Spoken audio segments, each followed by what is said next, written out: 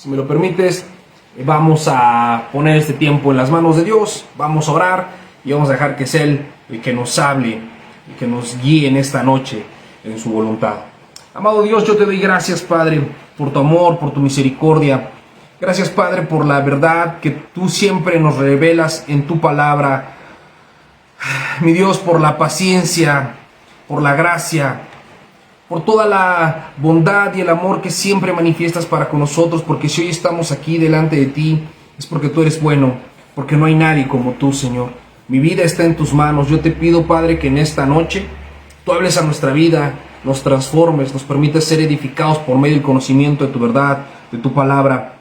Señor, que no sea yo hablando con mis fuerzas, en mis medios, sino que seas tú, por medio de tu Santo Espíritu, hablando a la vida, al corazón y a la mente de cada uno de nosotros. Con convicción, transfórmanos y renuévanos, Padre, te lo pido, en el nombre de Jesús. Amén y amén. Pues qué bendición, les decía, que estemos reunidos esta noche.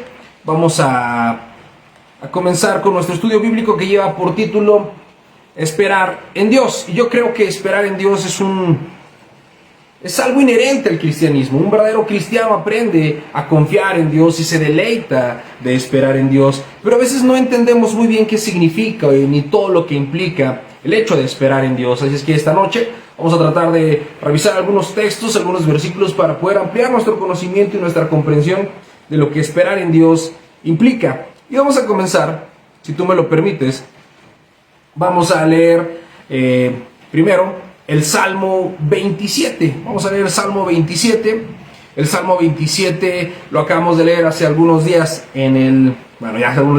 ya bastantitos días en el devocional. Pero vamos a leer el Salmo 27 de los versos 10 al 14. Si tú puedes ahí en tu Biblia buscar Salmo 27, los versos 10 al 14, y el Salmo 27 de los versos 10 al 14, dice así: Aunque mi padre y mi madre me dejaran, con todo Jehová me recogerá. Enséñame, oh Jehová, tu camino, y guíame por senda de rectitud a causa de mis enemigos. No me entregues a la voluntad de mis enemigos, porque se han levantado contra mí testigos falsos, y los que respiran crueldad. Hubiera yo desmayado, si no creyera que veré la bondad de Jehová en la tierra de los vivientes. Aguarda a Jehová, esfuérzate, aliéntese tu corazón, sí, espera a Jehová. Y todos decimos amén. El salmista cierra este Salmo número 27 con una declaración fuerte, poderosa, con convicción, donde él mismo manifiesta o expresa esta convicción que está haciéndose a sí mismo, pero que también nos transmite a nosotros, de aguardar en Dios, de esperar en Dios. Y aguardar a Dios y esperar en Dios es una de las cosas más sabias que nosotros podemos hacer. Existe en el mundo y en la vida un montón de circunstancias que nosotros no podemos controlar. Estamos llenos de necesidades, de preguntas, de dudas, de inquietudes, tenemos sueños, tenemos anhelos. Pero muchas de esas, por no decir todas, quedan fuera y más allá de nuestro control. Yo no puedo acelerar el tiempo, no puedo hacer que las cosas pasen. Y en ocasiones, cuando estamos pasando por alguna prueba, por algún valle, por algún desierto, cuando el Señor está tratando con nuestro corazón, quisiéramos acelerar el tiempo, quisiéramos que ya rápido pasara el momento. Si nos toca un momento de dolor, que el dolor pasara. Si nos toca un momento de tristeza, que los días se fueran volando para que ya no estemos tristes. Cuando perdemos un ser querido, quisiéramos que el tiempo pasara pronto para sanar esa herida. Cuando tenemos un familiar enfermo, quisiéramos que el tiempo pasara pronto y se restaurara su salud y se sanara. Y quisiéramos poder adelantar el tiempo o hacer algo para que el proceso terminara, para concluirlo. Pero es una gran verdad que nosotros debemos de aprender a sujetar y a someter nuestra voluntad a la voluntad de Dios. Y aquí el salmista empieza siendo un acto de fe, una manifestación, una declaración, una confesión de la fe y la confianza que él pone en Dios. Y cuando estamos pasando por estos tiempos que básicamente abundan en la vida del cristiano, los procesos, el crecimiento, el trato de Dios con nosotros abundan, y qué bueno que sea así. Cuando alguien está pasando por un tiempo de comodidad y de bonanza, donde todo marcha bien, pues es algo que debemos disfrutar también. porque sabemos que va a terminar. La vida cristiana no es una vida de tirarse a la hamaca y mirar solamente cómo pasa el tiempo y relajarse y tener una vida pacífica. No, la vida de un cristiano es la vida de un guerrero, la vida de un soldado que está en medio de una guerra, es la vida de un hijo que está creciendo, de alguien que está corriendo, de un atleta que está corriendo para alcanzar una meta. Nuestras vidas son dinámicas y están en proceso de crecimiento y de perfección. Estamos siendo perfeccionados por la voluntad y la obra de Dios en nuestra vida. Entonces, esos tiempos de crecimiento, de pruebas, de necesidad y de angustia son constantes y serán constantes mientras estemos con vida. Nuestro Señor Jesucristo claramente lo dijo: en el mundo tendrán aflicción. Entonces, cuando yo estoy pasando por ese tiempo de prueba, ya sea que yo le estoy pidiendo en oración a Dios algo que venga a mi vida, o que estoy pasando por un momento de dolor, o que estoy siendo probado, que tengo un momento de escasez económica, que estoy pasando por un momento de soledad, un momento de depresión, de tristeza, no sé, un momento en donde las cosas no salen como uno quisiera, o simple y sencillamente estamos esperando que algo nos suceda y no sucede. En todos esos tiempos tenemos que reflexionar y meditar en una cosa: pensar en la voluntad de Dios, enfocarnos en lo que Él quiere para nosotros y recordar sus virtudes, sus atributos y sus cualidades. El salmista en el verso 10 empieza diciendo una declaración bien interesante. Dice: aunque mi padre y mi madre me dejaran, con todo Jehová me recogerá. El salmista está teniendo un momento de prueba, un momento de lucha. Y la lucha espiritual es principalmente con nosotros mismos, con nuestros pecados, nuestra ansiedad, nuestra prisa, nuestras ganas de que las cosas se resuelvan. Pero el salmista está diciendo y está enfocándose en esto: aunque mi padre y mi madre me abandonaran o me dejaran, con todo Jehová me recogerá. Lo primero que podemos ver aquí es esta clara comprensión que tiene el salmista de la fidelidad de Dios. Porque ¿quién puede estar más interesado, o quién debería estar más interesado en un hijo, si no su padre y su madre, que son las personas que al unirse lo trajeron al mundo? Aquellos que lo criaron, que lo engendraron, aquellos que tienen ese vínculo innato con él, serían las personas más interesadas en su bienestar. Y el salmista dice: aunque yo tuviera un padre y una madre que se olvidaran de mí, que se desobligaran, que son aquellos a quienes Dios les ha encomendado mi cuidado y mi formación, aunque ellos rechazaran ese llamado y me dejaran en desprotección, en desventura, con todo y eso, o a pesar de eso, Dios me va a recoger. El salmista se siente tirado y abatido, siente que no hay quien lo esté sosteniendo, pero él sabe que aun cuando estuviera desamparado por todos los seres humanos, aun cuando hubiera ninguna persona que confiara en él, ninguna persona que creyera, ninguna persona dispuesta a ayudarlo, con todo y eso, hay alguien que siempre está dispuesto a levantarnos, a socorrernos. Hay alguien que siempre está listo para acudir a nosotros, que es mejor que cualquier padre, y es mejor que cualquier madre, y es mejor que cualquier amigo, cualquier ser humano, que es Dios. Pero dice: con todo Jehová me recogerá. Él tiene esta idea en la mente. Está pasando un tiempo difícil, a veces parece que no hay solución, a veces se ve complicada la cosa, pero él sabe una cosa: a pesar de cómo estén las circunstancias, Dios tiene misericordia de él. Dios está interviniendo, Dios va a ser quien lo socorra. Y en el verso 11 pareciera que cambia un poco el sentido de las cosas, pero en realidad está hablando de lo mismo. Fíjate, dice: enséñame, oh Jehová, tu camino, y guíame por senda de rectitud a causa de mis enemigos. El salmista sabe que todos los problemas que tenemos en la vida cristiana, mientras estemos con vida, las cosas que nos duelen y que nos preocupan y que nos afligen, todo, absolutamente todo es consecuencia del pecado. Del pecado que nosotros cometemos y del pecado que otros cometen. Nosotros no somos responsables del pecado que los demás cometen.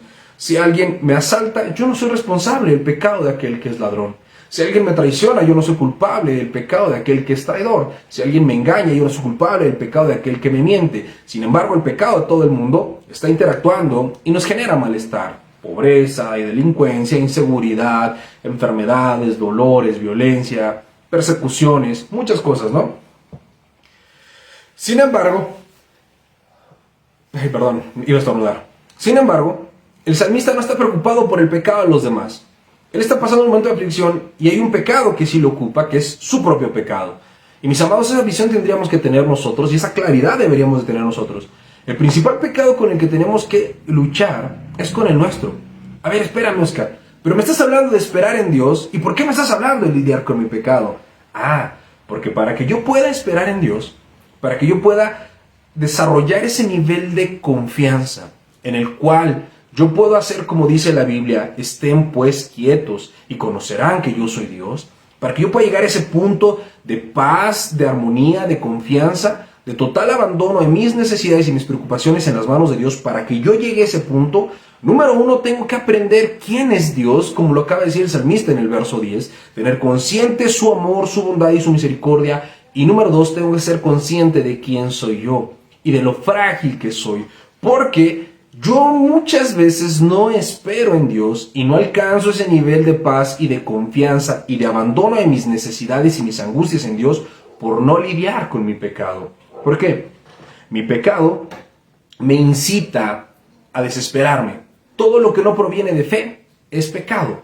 Y muchas veces yo no quiero aceptar la voluntad de Dios, yo no quiero esperar el proceso de Dios, yo no quiero vivir ese tiempo de proceso y de cambio y quiero acelerarlo. Y es ahí en donde sale mi pecado. Por eso el salmista le dice, enséñame, oh Jehová, tu camino.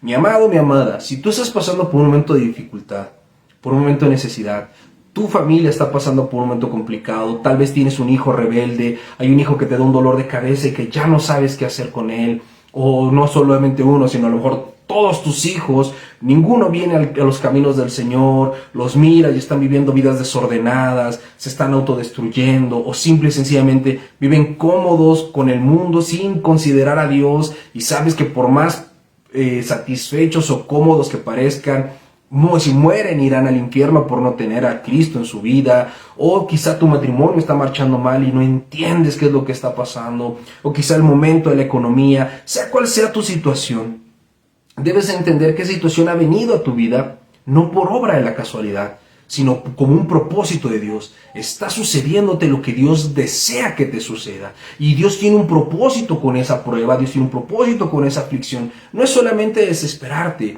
no es solamente quebrantarte, no es solamente hacerte sufrir. La voluntad de Dios no es hacernos sufrir, pero sí es transformarnos por medio y a través del sufrimiento. Entonces, si estamos pasando por esta prueba, yo tengo que reconocer y recordar que este dolor que estoy sufriendo, que esta prueba no es más grande que el amor de Dios. Porque aun cuando pareciera que todo está perdido, yo siempre tengo de mi lado el amparo y el refugio en el poderoso, en Dios. Yo siempre puedo venir de rodillas y derramar mi corazón ante Dios y Él me va a responder. Él va a estar siempre para rescatarme. Pero yo tengo que entender que también tengo que conocer su voluntad para poder guiar en este camino. ¿Cómo voy a trascender? ¿Cómo voy a cruzar este desierto? ¿Cómo voy a pasar esta prueba? ¿Cómo voy a atravesar el Mar Rojo o el Jordán? Todos estos simbolismos que hay en el Antiguo Testamento que nos gustan tanto para los tiempos de prueba. ¿Cómo voy a hacer para trascender y superar este momento de prueba? Pues entendiendo cuál es el camino de Dios. Y es ahí en donde viene la espera. La espera no es quedarnos quietos sin actuar. La espera no es, dice la Biblia que espere, que me quede quieto y conoceré quién es Dios. Eso no significa literalmente que no hagamos nada. Al contrario, significa que no hagamos nada en nuestras fuerzas, pero que hagamos todo en obediencia al plan de Dios. Por eso después de que dice y hace esta declaración que aunque mi padre y mi madre me abandonaron, lo siguiente que dice es, enséñame, oh Dios, tus caminos. Acuérdate con qué frase cierra el capítulo. Aguarda en Jehová. El salmista nos está enseñando cómo esperar en Dios. Y quisiéramos que esperar en Dios solamente es hacer una oración, irnos a acostar y dejar que el tiempo avance para que la bendición de Dios llegue. Y no es así. Esperar en Dios es encontrar el consuelo, primero en su amor, y segundo, ya que yo encuentro el consuelo en su amor, sé que Dios está esperando que yo actúe de alguna manera en medio de esta prueba.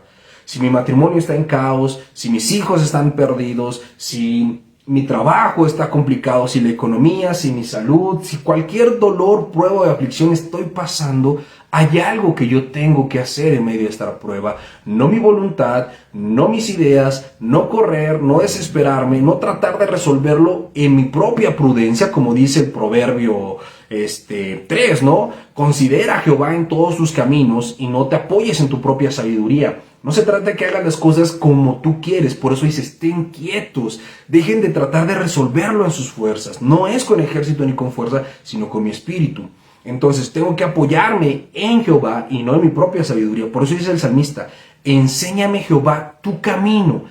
Hay un camino que andar en medio de esta prueba. Hay algo que yo tengo que hacer. Y lo que yo tengo que hacer, mis amados, no es otra cosa más que obedecer la palabra de Dios. Mira, te voy a poner un ejemplo práctico, ¿no? Hace algunos días estaba aconsejando un matrimonio.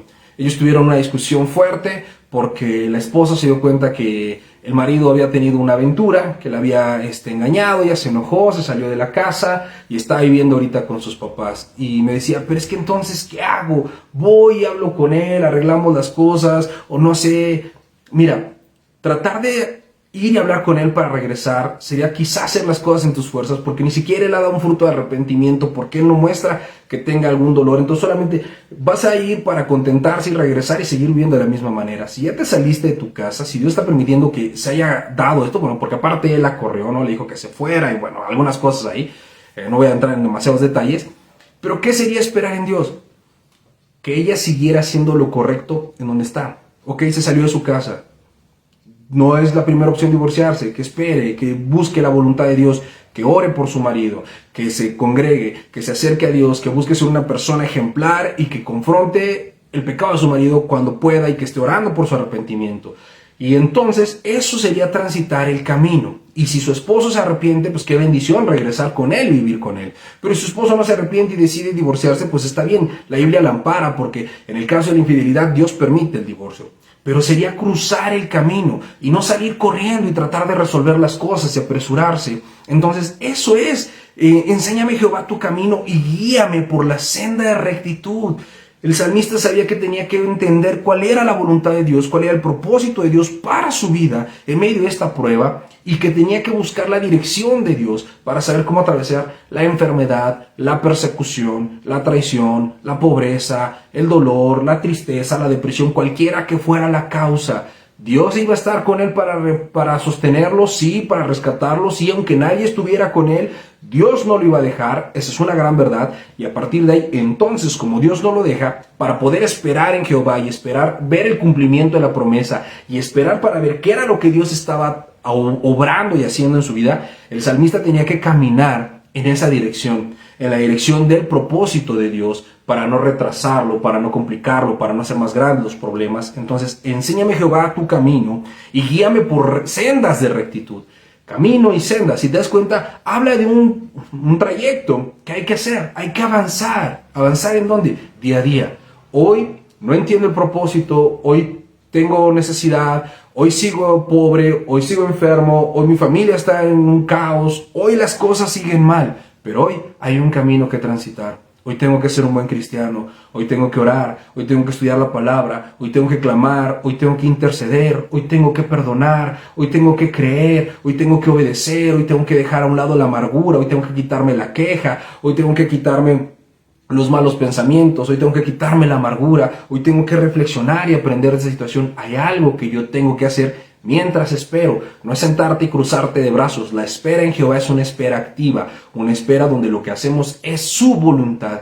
Pero fíjate cómo termina el verso 11 diciendo, a causa de mis enemigos. ¿Por qué? Porque si Dios está tratando con el salmista y el salmista se vuelve loco y tratando de buscar la satisfacción, corre al pecado, cae en el activismo, se va a frustrar y si peca, abre la puerta al diablo para que venga y lo destruya y lo zarandee, y entonces no solamente va a estar en medio de una aflicción por el trato que Dios está teniendo con él, sino también va a estar en medio de las consecuencias de su pecado. Entonces sí, va a tener dos problemas, el trato de Dios y las consecuencias de su pecado. Por eso el salmista dice, ok, estoy pasando por un momento de aflicción. ¿Cómo voy a esperar en Dios? ¿Cómo voy a atravesar este momento de aflicción? Haciendo lo correcto, buscando hacer la voluntad de Dios, porque si yo me descuido, el momento de prueba se va a volver aún más grande. Y mira, tenemos un claro ejemplo en la Biblia de dos apóstoles que vivieron un momento de prueba. Satanás tienta a Judas y Satanás zarandea a Pedro. Y Jesús le dice a Pedro, Pedro, Satanás te ha pedido para zarandearte como trigo. Fíjate cómo no dice Pedro, reprendemos a Satanás, que no me zarandee. Ni Jesús le dice, no te preocupes, pero yo voy a amarrar al diablo para que no te zarandee. No, Jesús le está avisando a Pedro, algo malo te viene. Viene un momento complicado, vas a padecer. Pero yo he pedido que tu fe no falte. Ese es el Jehová me sostendrá. Es el acto de que Dios estará con nosotros, pero no quita que será zarandeado. Por otro lado, Judas también fue zarandeado por el diablo. Pedro fue zarandeado cuando fracasa, cuando niega 3 veces a Jesucristo. Viene este zarandeo del diablo que lo está golpeando con su culpabilidad, lo está haciendo sentir mal, lo avergüenza, lo exhibe, lo humilla, y entonces Pedro huye en su dolor y se esconde. Pero Jesús pidió que su fe no faltara. Pedro no se vuelve loco, no se va a pecar, no empieza a matar gente con la espada que tenía, no se pone borracho, no va a buscar mujeres, no cambia de religión. No, Pedro sí está pasando un momento complicado, pero va y se abstrae de la situación. Por otro lado, Judas también es zarandeado por el diablo, porque también vienen las mismas emociones y los mismos sentimientos que tiene Pedro, de culpa, de exhibición, de humillación. Pero ¿qué hace Judas? Judas corre y le da rienda suelta a su pecado y se suicida.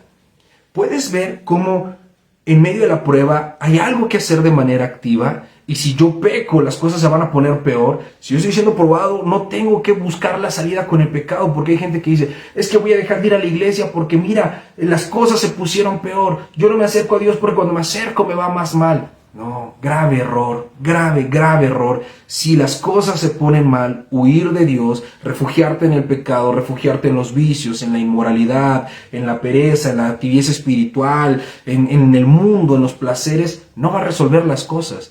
No solamente vas a retrasar el proceso de prueba con Dios, sino que te vas a generar un montón de problemas por tu pecado. Por eso dice el verso 12, no me entregues a la voluntad de mis enemigos, porque se han levantado contra mí testigos falsos y los que respiran crueldad.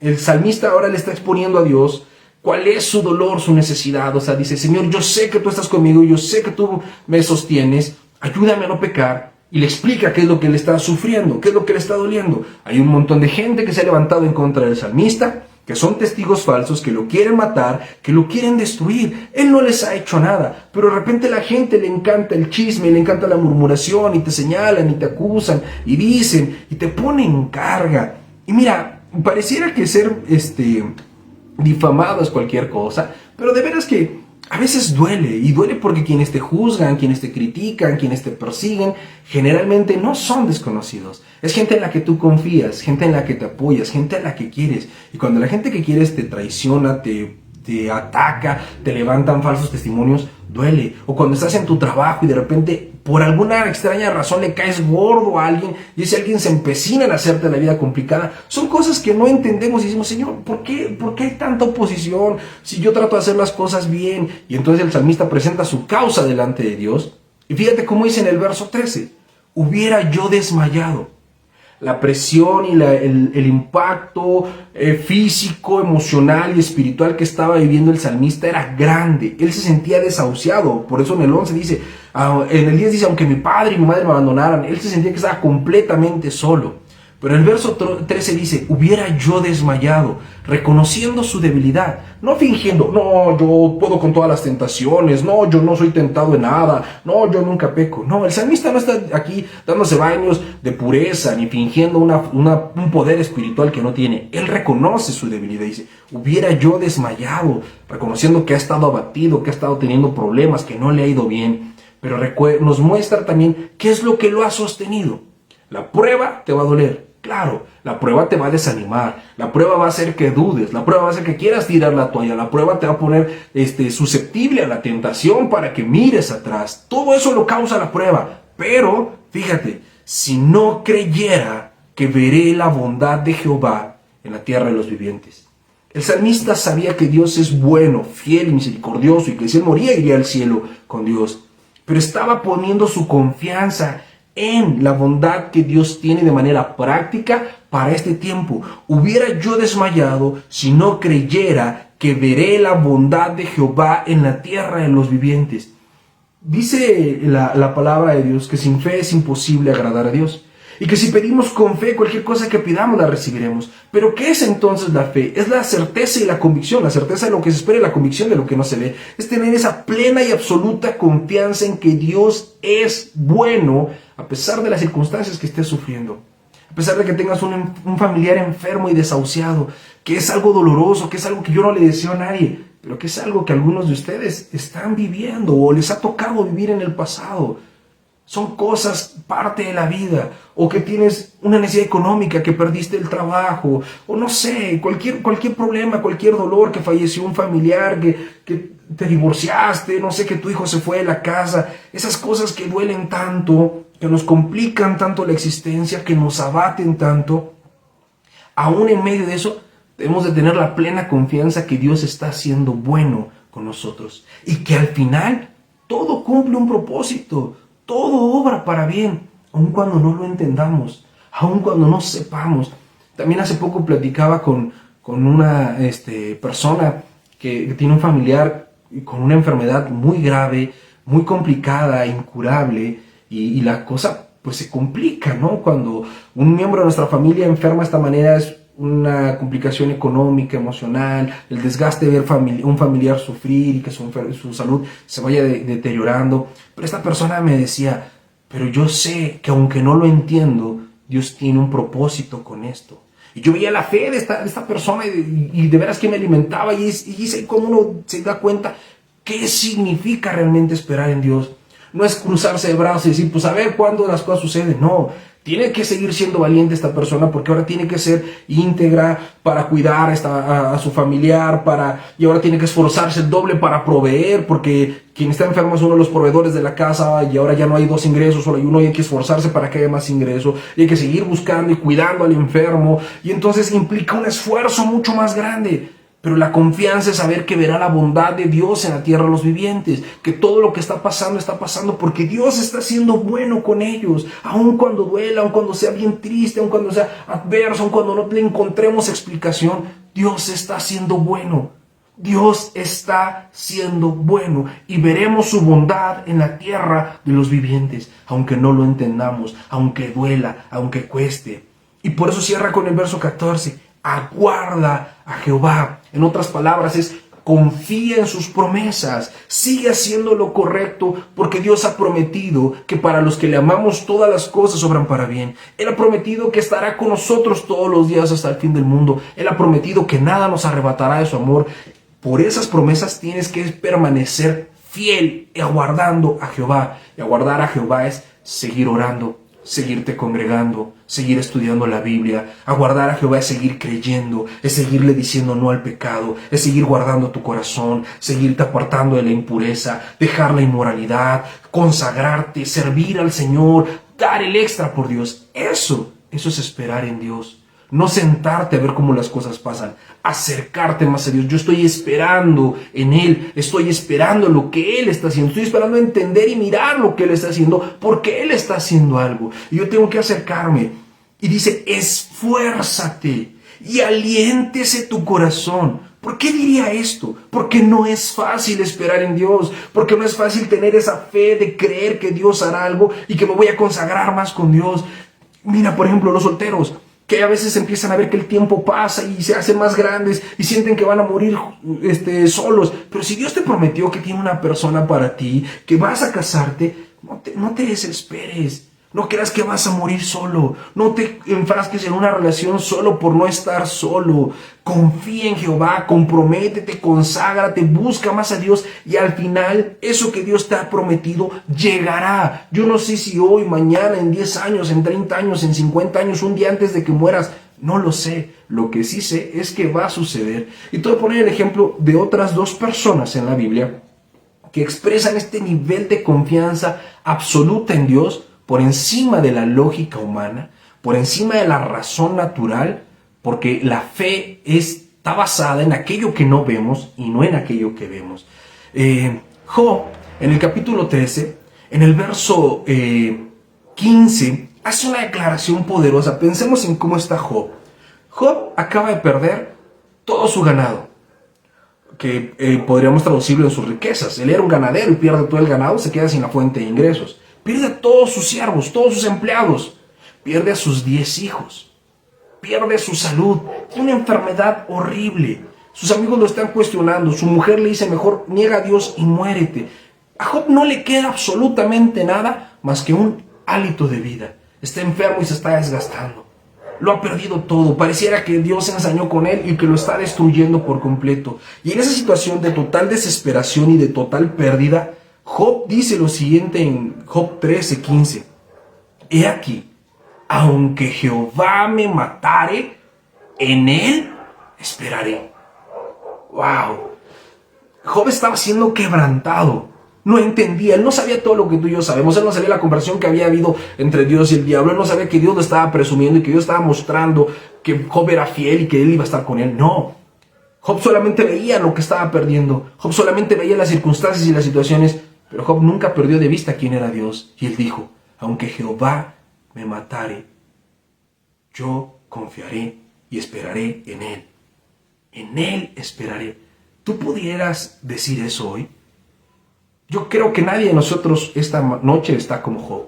Nadie tiene una enfermedad crónico-degenerativa incurable, que también haya perdido a todos sus hijos, que también haya perdido todas sus riquezas, que también haya sido traicionado o juzgado por sus amigos y abandonado por su esposa, y que también haya perdido todos sus empleados o todos sus bienes. Nadie de nosotros está como Job. A lo mejor estamos cerca algunos, o algunos estarán cerca, pero nadie está como Job. Perdió su casa, no tenía un techo, no tenía que comer, no tenía nada, lo perdió todo. Pero ¿qué dice Job?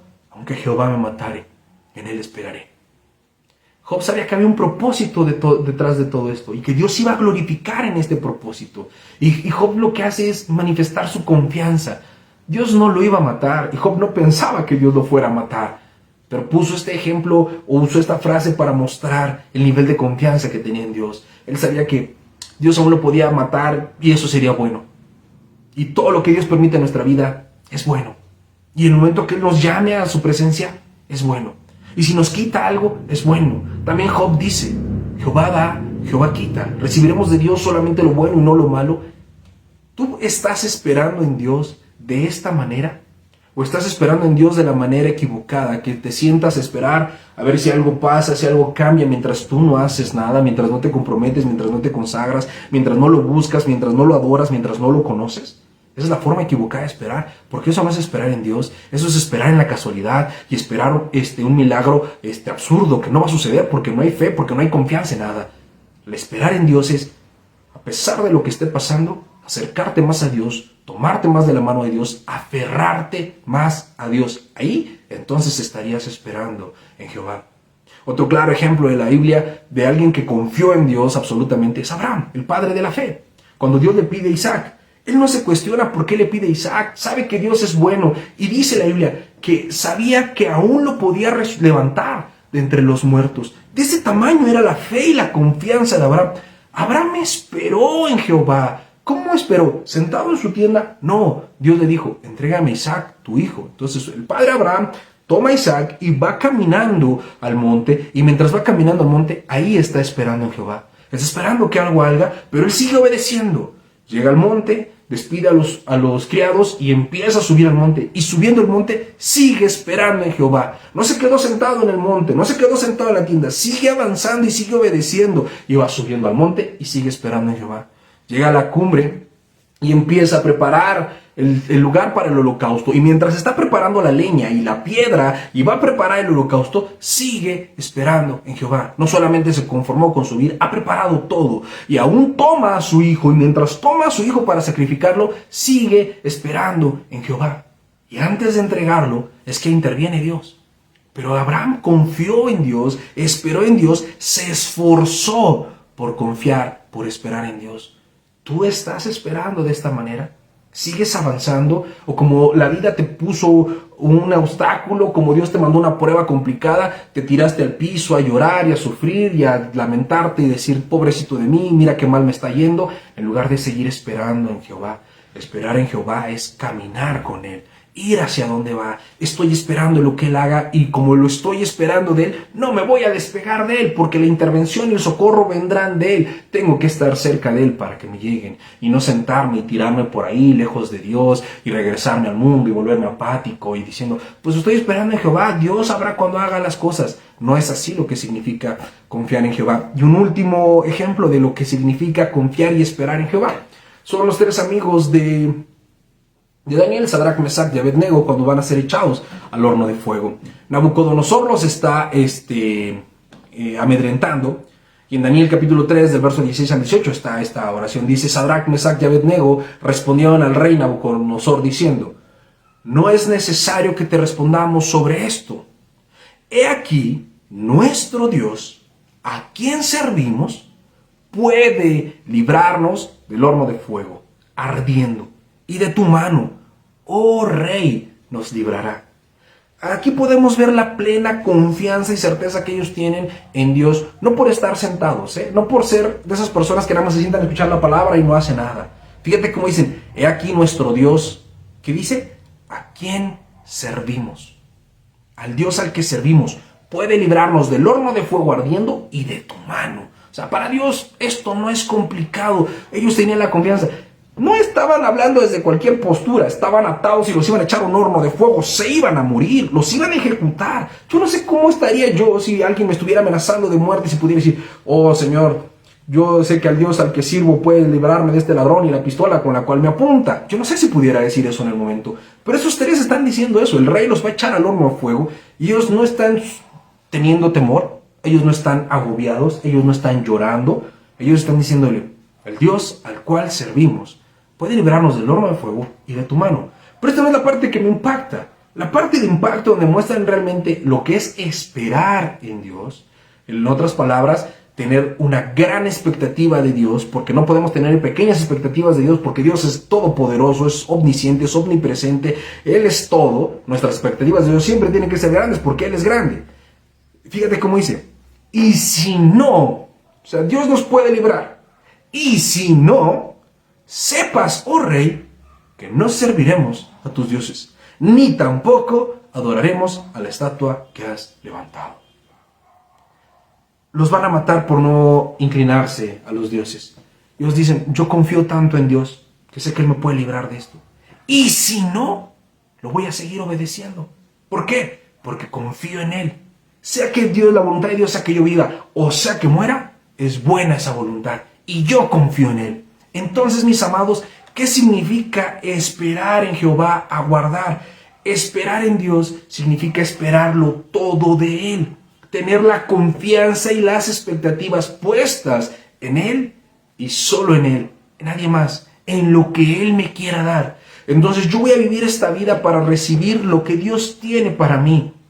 Como dijo el apóstol Pablo: hambre, escasez, desnudez, frío, azotes, prisiones, todo lo soporto. He aprendido a vivir en abundancia y en escasez, sea lo que sea que Dios tenga para mi vida. Salud, enfermedad, compañía, soledad, sanidad, muerte, vida, muchos años, pocos años, muchos hijos, pocos hijos. Lo que sea que Dios tenga para mí es bueno. Y yo quiero lo que Dios tiene para mí. Entonces yo voy a esperar en Dios. Mi vida está en sus manos. Que se haga su voluntad y no la mía. Yo voy a esperar en Jehová. Y no voy a esperar en Jehová de manera perniciosa, haciéndole manita de puerco, diciéndole: dame lo que te pedí. No, yo voy a esperar en Jehová aceptando lo que Él tiene para mí. Que Él es grande y poderoso. Y aunque mi padre y mi madre me abandonaran, con todo Él me rescatará. Y Él puede librarme de la mano del faraón, de la mano del rey y del horno de fuego. Y también puede rescatar aún de entre los muertos a mi hijo. Él puede hacer todo eso. Él es poderoso, para Él no hay nada imposible. Pero aun cuando no lo hiciera, yo lo seguiré alabando. Aun cuando Dios no provea sustituto para Isaac, aun cuando Dios me matare, aun cuando Dios no me sacara del horno de fuego, con todo, yo esperaré en Jehová. Con todo, le serviré. Con todo, no me inclinaré a dioses ajenos. Mis amados, eso significa esperar en Dios. No una falsa expectativa y esperanza de que todo va a estar bien sin hacer nada. No creer que se van a cumplir nuestros caprichos y nuestros deseos. Esperar en Dios es enfocarnos en quién es Él y saber que lo que Él tiene para nosotros es lo mejor. Que yo puedo orar y clamar, claro, como lo hizo el salmista, presentarle mi causa. Dios, esta es mi causa. Me están persiguiendo, extraños se levantan contra mí y no sé por qué. Dios, tú puedes sacarme del horno de fuego. Mira, este rey me quiere matar, me quiere quemar. Tú preséntale tu causa a Dios y acércate a Él y confía, porque siempre el final que Dios tiene para nuestra vida es mejor del que nosotros podemos imaginar, porque Él nos da de una manera más grande y abundante de lo que podemos pensar o pedir. Eso es entonces esperar en Jehová. No quedarnos de manera pasiva, quietos en un rincón, sin hacer nada, sino tener todas las expectativas puestas en Él, toda nuestra confianza puesta en Él y caminar de su mano. Pedirle, Señor, muéstrame tus caminos y guíame en sendas de justicia a causa de mis enemigos. No sea que yo me equivoque y complique más las cosas. Amén. Pues espero que Dios nos haya hablado esta noche. Si Dios te habló, yo te invito a que me acompañes a orar. Vamos a pedirle al Señor que se manifieste en nuestra vida, que nos enseñe a esperar en Él, que nos enseñe a estar tranquilos y confiados de que Él tiene el control de todas las cosas, de que Él nos puede librar del horno de fuego, y aun si no lo hiciera, no nos vamos a inclinar a los dioses, que aun cuando Jehová me matare, con todo, yo esperaré en Él. Vamos a orar. Amado Padre, Tú eres Dios, santo, fuerte y poderoso. Tú lo sabes todo. Tú todo lo puedes. Para ti no hay imposibles. Tú conoces mis necesidades y mis aflicciones. Tú sabes qué es lo que me duele, qué es lo que me preocupa. Tú puedes ver cómo los enemigos se levantan contra mí, cómo esas situaciones y circunstancias me superan, que no tengo yo la solución, que no puedo yo remediarlas, que estoy abatido, que parece que lo he perdido todo, que parece que no hay quien pueda ayudarme, que parece, Señor, que no hay esperanza. Pero yo conozco tu bondad y tu misericordia, que aunque mi padre y mi madre me dejaran, con todo tú me recogerás, que eres un Dios bueno, fiel y poderoso, que puede librarme del horno de fuego, de la mano del Rey. Puedes levantar aún de los muertos al unigénito, al Hijo que me has dado, a mi primogénito. Puedes, Señor, levantarme aún de las ruinas. Que mi vida es tuya y te pertenece y harás lo que quieras con ella. Y lo que decidas hacer es bueno y es lo mejor. Enséñame, Señor, a estar cerca de ti, a seguir tus pasos, a andar en tus caminos, para recibir de ti, Señor, esa respuesta, para recibir de ti ese socorro, tu voluntad. Yo espero en ti, mi esperanza está puesta en ti, mis expectativas están en ti, en tu bondad y en tu misericordia, en tu perfecta voluntad.